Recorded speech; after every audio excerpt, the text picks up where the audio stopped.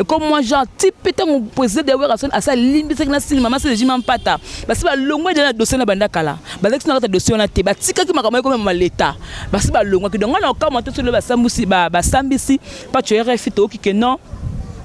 Politique et côté nakati makabebe que nakati parce que balabara munoko o ya biso to lobara o eto lo makamla il faut tout ça la très très attention te bakate ba nani nde bazota la biso mutu nyanga otala yo et le rekangi patu yangwana parce que ngana yebi que batunde la oki ba bino adesso comme kim kazo ba que non ndete abe pouvoir tozu pouvoir ce que dans la boka président Chichi biso balu batozu pouvoir boko kumisa mokonzi mboka ezali sumu mais azana mutu moko loba na ya lezaye yango na tanga makamu mutu pa bimsele manzaka to bo santé pa tu refipe afinga amida o lata mo se dire kab na biso a chrétien donc yé aloba ki yango na compte que non pour la papa chéri papa chéri azala donc na mutu ne ko papa chéri ko boule so amida te on a nini dire kab na so azu amida na maboka papa chéri te mais quand on que non on a eu de pes au comme na FCC un peu on a publié na zone na ngasu na eu de pes yango le communal même bible le business so da ni shoni fro ba ko sanza mais la position moko ngana ebe ba dossier eza maboka ya président wera souté Congo Bisengo Fanny Bongende. Suivez Congo Bisengo. Exactement. Plaisir il y a trop à Congo Bisengo, c'est la biso. On a d'informations, les patrons, on a d'informations, la faute. Congo Bisengo. Fanny Bongende. Ya balé. Congo Bisengo nde makamba.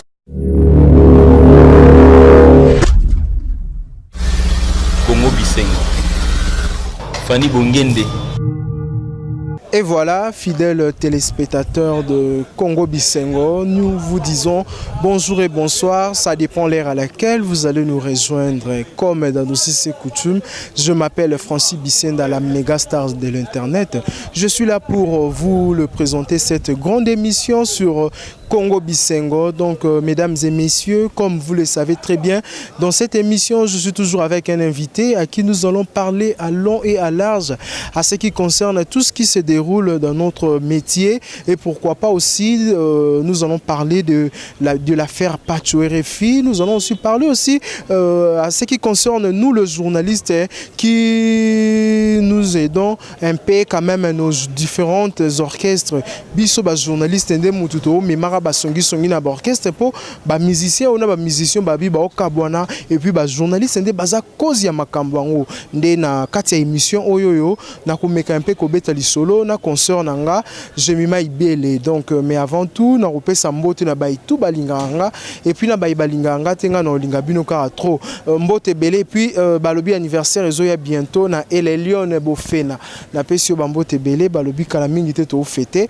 Donc fidèles internet, comme je vous avais dit au début, je suis avec un invité, c'est une invitée, Jemima, gros bébé de la presse, et c'est avec elle, nous allons parler de tout que je vous avais dit au début de cette émission. Bonjour. Bonjour Francis Bissenda, la méga star. Bonjour à tous les internautes de Congo Bisengo. Voilà, je suis là. Jemima et puis salutations aussi à mon boss, JB Koumalouta, le vrai pétrolier Nakata Dallas. Ado Senga Maître Sengi, qui est toujours na kata Suisse. Voilà. Merci beaucoup. On appelle PCMBO TBL JB Koumalouta donc balobi pese loko zweloko ngana zoboko ka mikolo ndenge Jemima lobaki. Jemima au début émission na lobi to robeta masolo belé to robeta masolo na biso ba journaliste boni songi côté entre biso ba journaliste et puis to robeta masolo a Pacho RFI otomoni Pacho a Sambaki ba tutu ba ebaki kiza affaire ya Weranson mais apparemment na ko samba ngo ilongwe ya Weranson et comme makambo mususu to robeta pe lisolo ya biso ka ba journaliste to koma ko kangamana ba musicien ndenge to yebi mikolo gros bébé de la presse penepena Igor le roi de la forêt balobi biso nde ba journaliste to kangamana ba musicien biso to tchaka songi ke musicien on a musicien na ba solo te puis biso pe ba journaliste to kangamana ba musicien nde to tchaka songi musicien ko sala na journaliste émission te donc na kati émission nde ba koyeba nyonso. Mais avant tout santé en malamu, est-ce que vous êtes prête ya ko zala ya ko répondre na ba question nanga?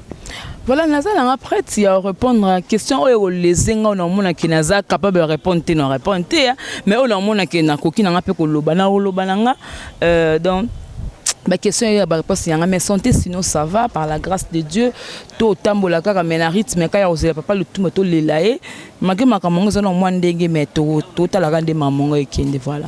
Merci beaucoup, le Koza, prêt à vous répondre. Première question, ton guide de l'affaire, il n'y a pas de refi.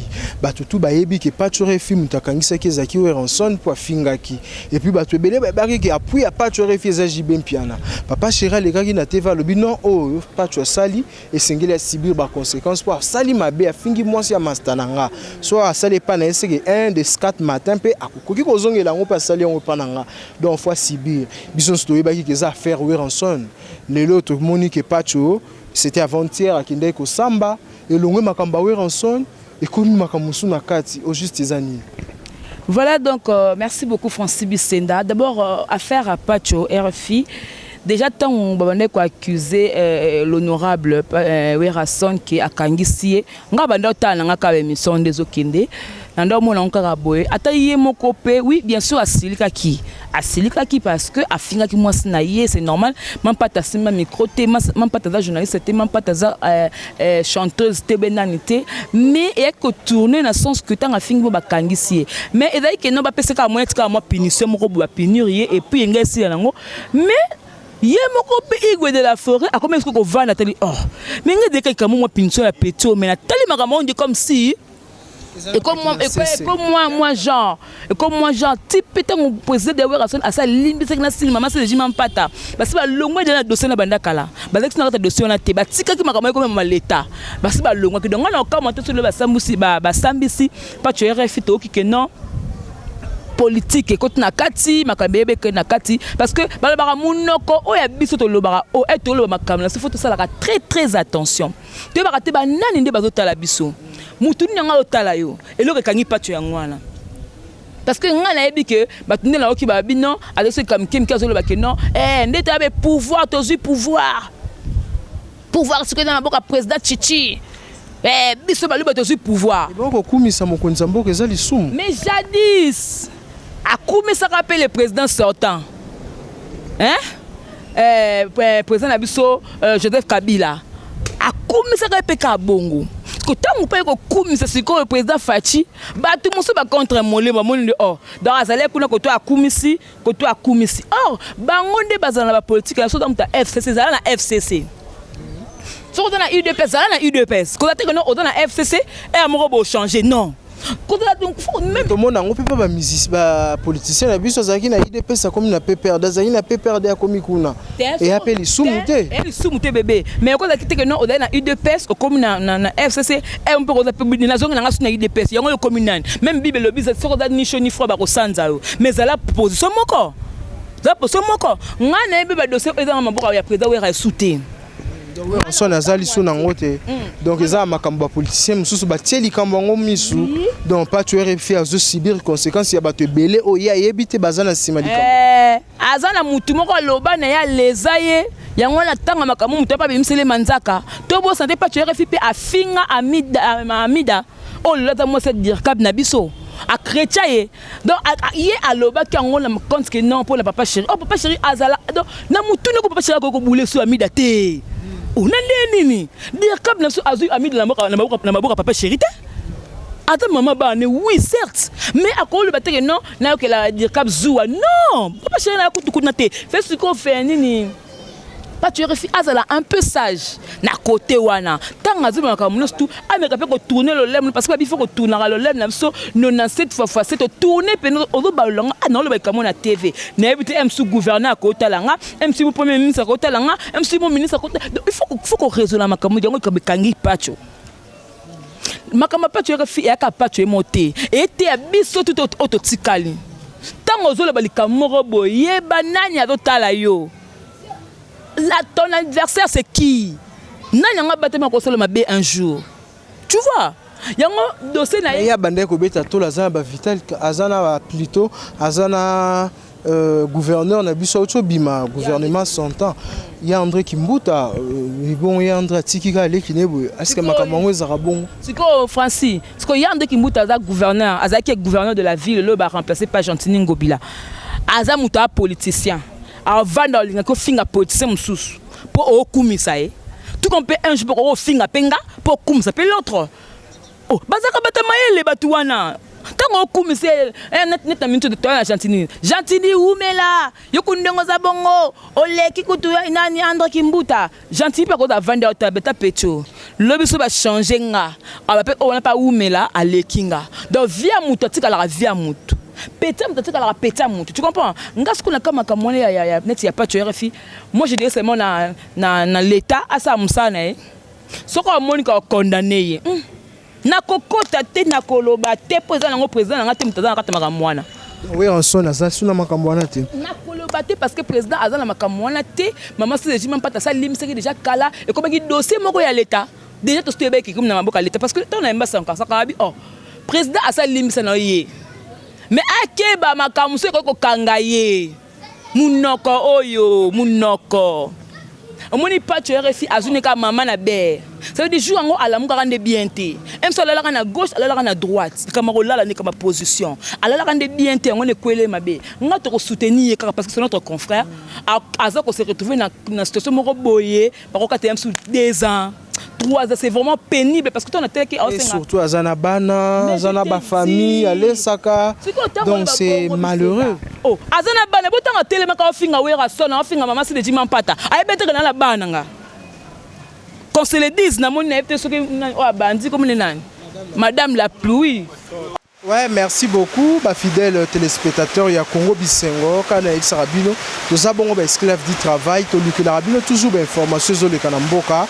Vous comprenez que tous alaki na sima mutuka, tous alaki donc dans l'esplanade donc ici Kamoko, Madame la pluie donc moyen au Kangae Zate et Betty en moni biso to kimi moi quelque part, to batami pour nous continuer toujours pour informer bino comme cela est notre devoir. Jemima Ibele, tous continuer ma solo na biso donc makambwana Weranson ayebi yango susute et Weranson le quoi ayebi yango te ye pas oka moite ke likambo komi boye yebaki ke zaka likambo muke akoki pe ko lukate na kati wana yepa yeba nani aza koza likambo pour que na sunga oh e bongo makamwana po Weranson akene ko landila mama patio refi ayeba na ngaza mais makamwana italien oh ba ça pas tu refi na l'état ba kanga ta 20 ta 50 ans ya Weranson na kati mais azara pe collaborateur ne un moko atambola pe na pas tu RFI le quoi journaliste mo pandisa ko tala ta ba bien fait ah donc ce qui pas que non na tambola ki na collaborateur moko boye na tawana zaka collaborateur nanga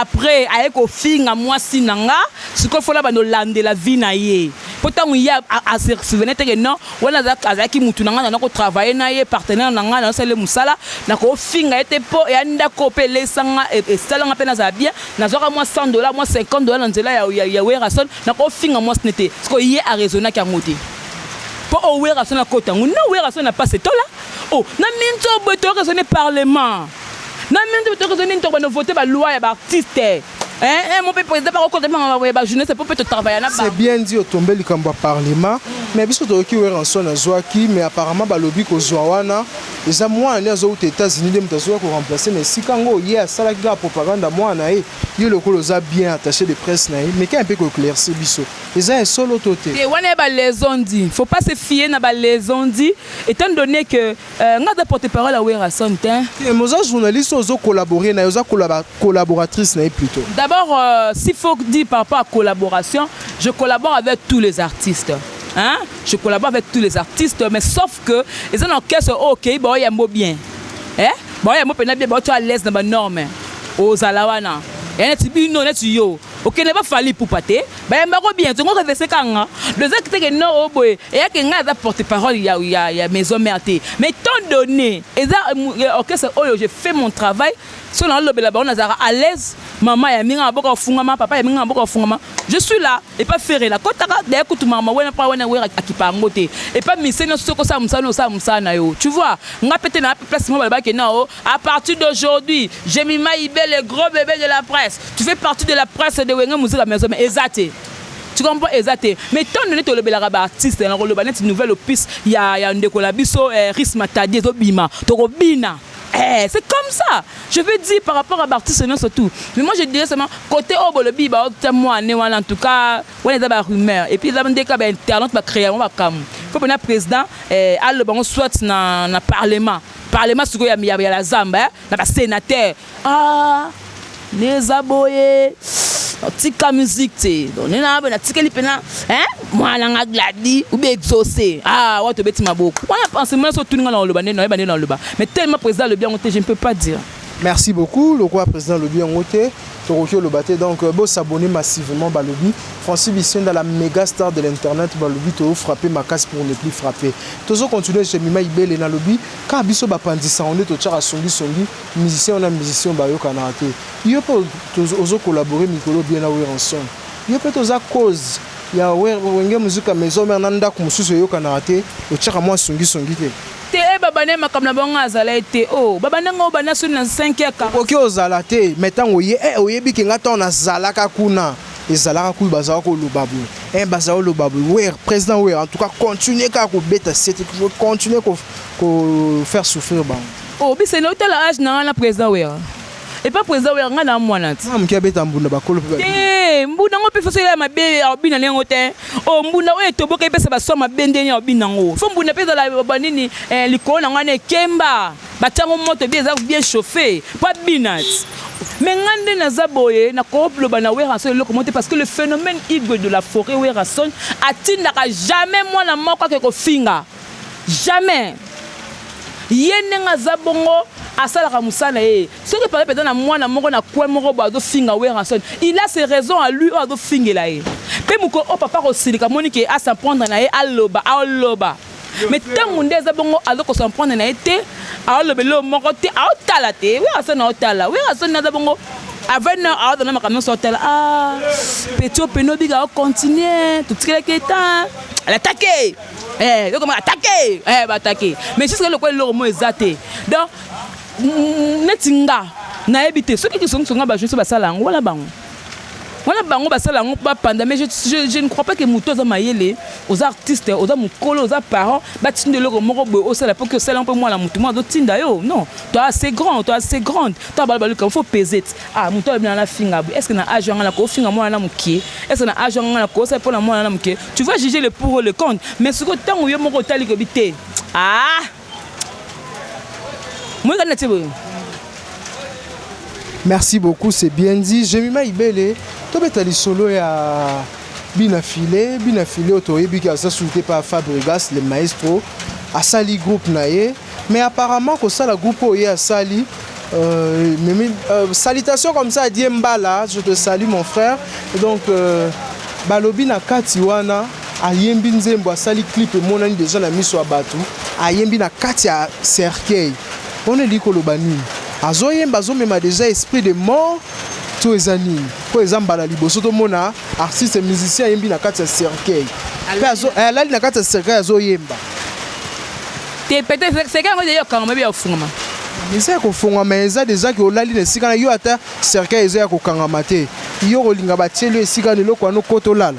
Bon, derrière acte, derrière nion surtout ya musicien eza un message. Tant à sali vidéo bongo c'est que simalango message moisa. Donc pour que le baka peut-être que non place azaki nde azaki na cercueil. Parce que malheureusement cercueil yango ezaki ozipa mate pa bomae. Et est-ce que pour la fasta obima na cercueil. Donc Fabregas nda checker na kati ya cercueil. Ndenge to tanga. Mais biso tozo comprendre. Parce que par contre ça va il y a un message. Sur tel on comprend alinga le bakabo. Peut-être place azalaki yana. Va checker déjà na cercueil. Pour ba luka ba ko bomae ba ko kundae. Mais tellement ba couvercle té. Pour ba zipa été et ana polele ana fasté ko bima na kata cercueil pour comme un sous-vivant. Donc surtout que le bien bongo. Mais s'il faut dire Binafile c'est un artiste oyo a contribué qui peut trop na Villa Nova. Na lelo pop album pe ya Fabregas et Eyokama na Nzemboni en tout cas kangaki. Tu vois et kangaki vraiment makasi. On senti que et kangaki. Mais ce que lelo ba bebani oyo eleki entre Binafile na fa en tout cas biso batalibela to loba kaka. tu as des commentaires. Mais le vrai problème, on ne saura pas le dire parce qu'on ne sait pas. Il faut qu'on ait un vrai problème. Il y a Doudou, il y a Doudou Mbessa, il y a Didier Mbessa. Oh, ce qui est un pandoka, c'est il y a Fabregas. Oh, Fabregas n'a âge néo, la moutouma, il n'y a pas de pandeloque. Le bien comme orchestre, il y a Tindika Tchakal. Il y a Moko à Yébike, bien affilé au Yamé. Bon, mais oh, mais il y a aussi bien affilé au Babé comme bon. T'es partout, Tindika Tchakal les ala. La maison me rappelle ça. Et partout, non, que c'est tout. Ni non, partout. Oh, partout la minute.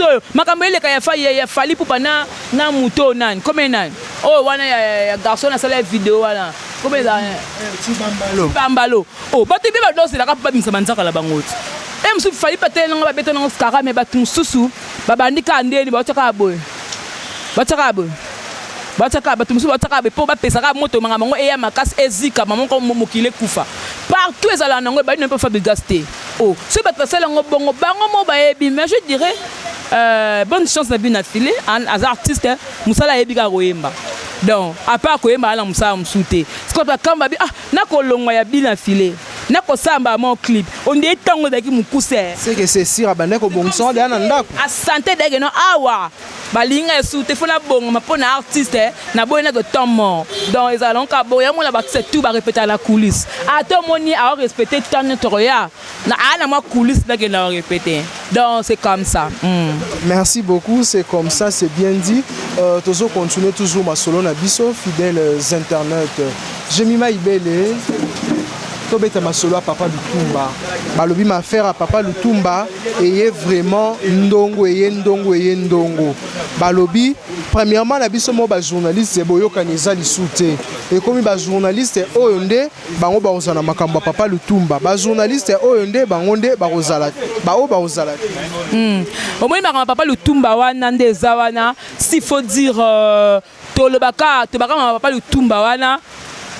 Déjà, le Papa Lutumba, c'est un grand artiste. C'est un baobab que nous venons de perdre. Tout ça, on a téco. Mais ce moral de Tongo, c'est l'image de Papa Lutumba. Qu'est-ce que ça fait? Ce qui va ta télévision, une image, internet, ça fait quoi? Et ça, pourquoi que Alexandre ne m'attend Papa Lutumba les kanaki? Tu vois? Ce qu'on bâtit dans ma baie, est-ce que bateau sur la télévision? Bah, on a internet, c'était. Et la seule chaîne, moi, on a Congo, on a une image, ou bien je vais expérimenter. À la site internet, c'était. Balobi ba journaliste internet car o ba rozaba o ba kana succès o ayebika sala succès ta sala kombote ameka koyate po ba tombole ba boaki na fou. Moi je m'en fous, je m'en tape. Moi je suis pas là toute façon parce que non nani na appelle matin on téléphone appelle image té bon et changer un pété oh ba chaîne pezali na côté manga la chaîne mo la zuka la tika téléphone na caméra na na zu image na mobimba. Natika nini misuri miniature na ngaso lelo nyana tela bua complètement tala. Ça n'a rien à voir, puis je m'en fous, je m'en tape. Moi non, c'est la action. Le quoi non de mon action te to ke lobby te c'est la lobby comment. So ba poli ba to ba sala succès. Nga le quoi là na ngamo tout moi deux personnes na na poto mbaye binga. Na na succès te. Na ba na ngate. Je prends mon sac na tela li pekalanga na kei. Ba comment na nga joua na roya sans caméra. Oh ya na téléphone non zoka makam oya mabe. Ya ndenga na ozo, on peut quand on boire on internet. Pour pas comprendre que non et là on a sens monter parce qu'avec les téléphones on peut prendre les images. Avec on peut prendre même si ben interview dans une mutumo bela tebe ya ndeni ba fingi biso ba bona bo muta pota lingande réalité ba lingi vérité ba mona ka saboter même si mutumo la poto bonde abongo Yolande tete ma chérie alinga gros bébé alinga gemima so mon ba benga na gemima automatiquement ce qui mutu wana muta diaboser pour gemima zalate ayini mutu wana pour alinga gemima na donc c'est comme ça si on a dans 4 personnes dans 5 personnes ba linganga et que ba moninga te po bilo boyenga na ya bon je m'en fous je m'en tape toutefois Papa Lutumba arola mkale pe sous-té Papa Lutumba na bon azane toujours kaka to ko kunde na ba honneur ba balingi ba sambusa ye mot de son vivant à ce qui me sane bien o e ko collaborer ki mingi na ba journaliste internet à chaque événement zaki ka biso ba journaliste internet mbatlu bando ke kuna makamune surtout ka biso ba journaliste internet principe senda il fallait que la mutu un grand artiste musu akufa ya munene basa makamba boy li cesse o balinga ba zwe Papa Lutumba ba mo balinga ba regretter pourquoi yé mon skum te masisa kufi ce que tu as fait c'est quoi le bela biso na masese pour to yeba te toyeba te tozela parce que babi ezali bato bazawana notanga ba komona ba honte pour moi comme bakanda comme o petit tu tanga comme na émission à kota te babi o nani oza prisonnier pas tu RFI babi faut pas tu RFI pas comme belé na kata prison wana da ba luka nani ba okangisa ba luka nani ba otela be en tout cas pas moi. Merci beaucoup à toi. Là on te met sur ma cité na biso mais to mito e bababi na kati matanga wana ba musicien ni surtout faut ba beta po papa na bango mutakufi papa na bango musicien to ngito yeba na kati ya liste wana ba tie na programme Kofi Azate héritier Azate sont ba quelques musiciens mo bazate likolo bani oui ba tie Kofi te ba tie héritier watana bete tout à l'heure là dans l'axo palmarès nango et puis to sola on a ndeko na ngai awa kala mingi te avant que yo ya batie Kofi te batie héritier te batie soki musicien monte na bosani kombo ye pazate bango bamba musicien te baponi elongi et bon héritier botie te par rapport à quoi le bien héritier mwana Kofi batie te bon Kofi aka makila mabe yango de ça la force à Kofi et puis Kofi pe ninga za bongo ndeka ke poto ko tala mwasi na bana akenda France kala akota la monsine bana Kofi ozonga ka beta na concert le tumba so Kofi le muda beta na concert le tumba te baksa Kofi nini o bakta basa mama c'est pas raisonner so Kofi le muda abeti te na matanga papa le tumba et ko baksa la Kofi nini vraiment pas da mo pao na mintu ada pe meni a mère Ali azabwe Ali aneni Didiston azabwe nani James Ward ota no bane les petits je comprends que ti de bimara yeah de basa pega bien asa na bane ko na poto pega bien et non bien. Merci beaucoup. Question Souka, Jemima Ibele.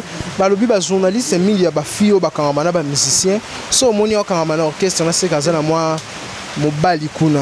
Jemima Ibele komi na mobali kuna. Ozobi mana papi kakol, obi mana ndeko na biso Igo Sente, tozobi mana yemoro Igwe. Igwe Rasson, le roi de la forêt. C'est mon papa. C'est mon papa vraiment. Na mi tuna skola mbula bo ya magut akewa pi yama kiave na mbula bo igwana le kana Rasson c'est mon papa, c'est l'artiste de mon pays, c'est ma star, c'est honorable le rang mama linga na kasa maison mère na mutu nga lingite mutu pas linga pété mais seulement par rapport à mon travail, par rapport à ma façon de faire les choses, par rapport à yande na lobaka Nde salike Igwe de la forêt Rasson le phénomène papa bane belé azonga pena mwana sali pege le lo mama se jima mpata sifa compter pe la ba jeunesse pege non moi le ka makolo moi parfait à compter penga demain nazala ngala mobali kuna te mutu mo peta linga donc je fais juste mon travail voilà. Ok, merci beaucoup. Nous sommes arrivés à la fin de cette grande émission. Jemima Ibele, vous avez quelque chose à véhiculer à travers le média ou à ajouter na autolobité protocole. Bon, ce que je peux vraiment dire par rapport à Obsèque à Papa Lutumba, c'est vrai, on peut dire, on peut parler, mais ça fait très mal parce que makambo le yango tomona kona liwa ya Marie Misamu ezalaka boye bambutu mbutu wana a ce temps-là ya baliwa Marie Misamu nga pena jema na lobango to Marie Misamu akufaki nga jema na zarano na preste na balana nga otanga wana s'il faut le dire. Moi j'étais déjà là. Yo salara déjà nga pena mutu o pena na moi le chèque mais na pena moi le na voix vitesse na na moi le chèque mais na pena moi le chèque mais to le bon ka bongo la papa tout le monde a honneur batika presque tout à sala musana ye ezala ya télévision ezala ya internet ba ya na biso à télévision boda ba professionnel ya média quand tu dis que to kotaka ba liste bato ba yebani est-ce que est normal est-ce que la télévision ba tumsu ya la TV na ba yebani vraiment est-ce que c'est ça la déontologie journalistique? Non ngala bisa ka ba sala mutama lam vraiment surtout ye papa sakai baba su ayambara mutu to na magamontu mutu to la laisse aza diaboliser na mutu wana boye ba kombo de le binde suka makambu lobinde suka makambu parce na karo bimite ba ponani to dévoiler na télévision to expliquer que non akima poto ayeko ça na chaîne akini to kuna linga akufa so yeka na poto madaya kala kotanga yeba moi misuna sala kana makambe le moi kala et ils ont seulement ba traiter ta to fingo mais to zoloka le 14. Nous t'expliquons ce qu'on bien comprendre que non, nous salariés d'Abatunion sont.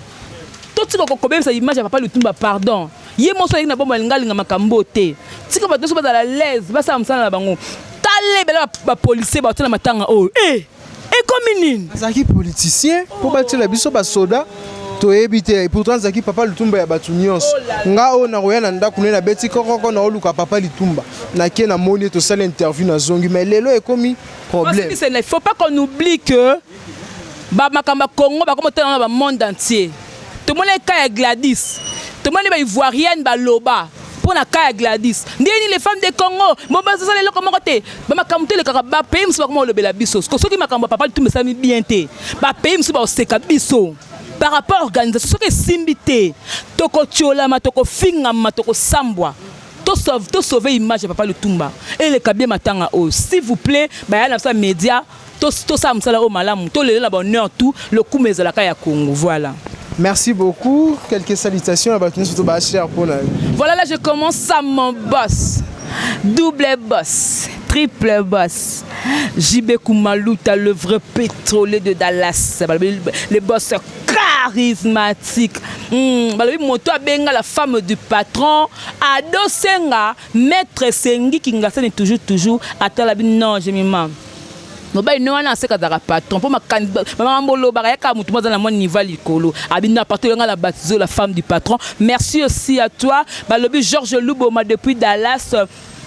Apo maneno antivirus ombre noire on a katabalian mon vieux Roger Kosama levé qui bombarde depuis 8000 km d'Arcel Easy je peux merci beaucoup pour la musalango et vraiment kitoko et pour la succès na bosse nani ma maman chérie, maman CDJ Mampata monté Mayawera son honorable.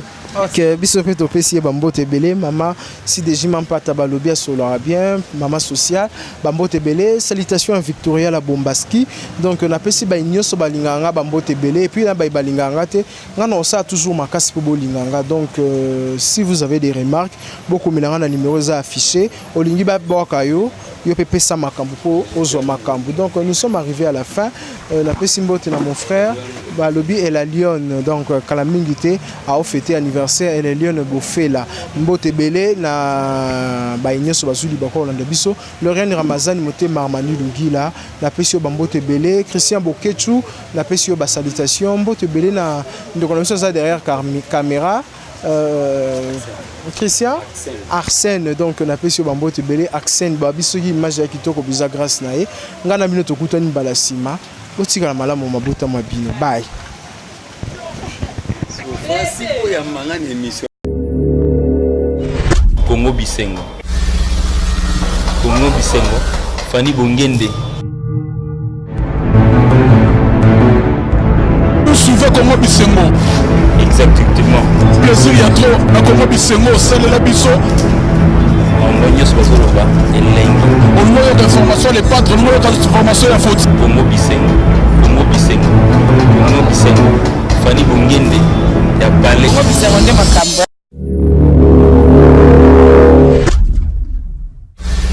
Congo Bisengo Fanny Bongende